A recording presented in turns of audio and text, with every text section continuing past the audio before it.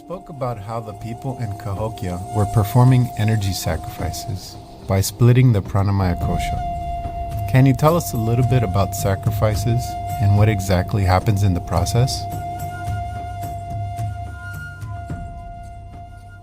What is a sacrifice? Let's understand this. What have you got to sacrifice? First of all, what do you have that you can sacrifice? Today, sacrifices means people buy… in India it's become like this, people buy some ghee and precious things, maybe some little bit of gold and silver and many other grains and grams, everything that was considered precious in one's life, little bit of it, they will drop it in the fire, that is a sacrifice. But the grain that you take from the land is anyway not yours, you cannot sacrifice it, you can eat it, you cannot sacrifice it. There are only three ways to sacrifice. One thing is to cut your own throat or somebody else's throat and sacrifice the life itself, which is what these people did. Another way is to sacrifice parts of your body in terms of flesh, which was very prevalent in the Native American culture, that parts of one's flesh is offered as sacrifice. Before they went into war, before they went into significant situations in their life, they offered their own flesh and blood as sacrifice. People from southern India would have heard of Shibi Chakravarti, who sacrificed a piece of flesh from his thigh. He was out in the forest for his spiritual sadhana. Then he found that a dove was shot by a hunter with an arrow, and the dove came and fell near his feet. So he saw that its wing was hurt, but it was alive, so he helped the dove in trying to treat it so that it can again fly. By then the hunter came and said, "That bird belongs to me because I shot it." That was the law in those days. Whoever shoots the animal for his food, it belongs to him, not where it lands. So, Sibi being the king, he cannot break the law.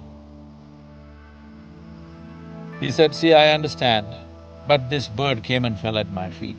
I want to save this bird and let it get back to normal life of its own, of flight and living." The hunter said, "No, it is my bird, you have no business. I have to eat, it is my survival, you can't take away my livelihood." So they made a deal and Sibi Chakravarti said, "Whatever is the weight of this bird, this much flesh I will give you from my own body, but leave this bird." The hunter didn't believe this, that the king is saying this. But Sibi Chakravarti actually took out a knife and took out the weight of the bird from his thigh.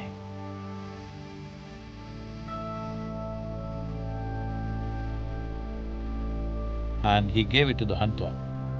The hunter was completely overwhelmed. The king actually took out flesh from his own thigh, the weight of that bird, and handed it over.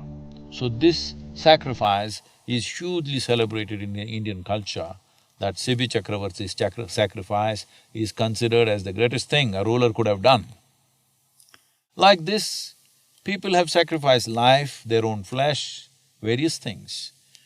But a more sophisticated way of sacrifice is that you are able to throw out a burst of your energy as a sacrifice. In a way, all initiations, consecrations are a kind of a sacrifice. Either you can use other people and do it, but if people are not well prepared, they could cause damage to themselves. So, largely you end up doing it by yourself, that in a calculated way, there is some damage, but in a calculated way, you do it so that it can be recovered after some time. So all consecrations and initiations are a kind of a energy sacrifice. This is an energy sacrifice, throwing it out. So there are various types of sacrifices. But to sacrifice energy, it means in a way, instead of… there is this thing in the Native American culture, in some of the tribes, as a part of their sacrifice, they cut off their little finger or something like that.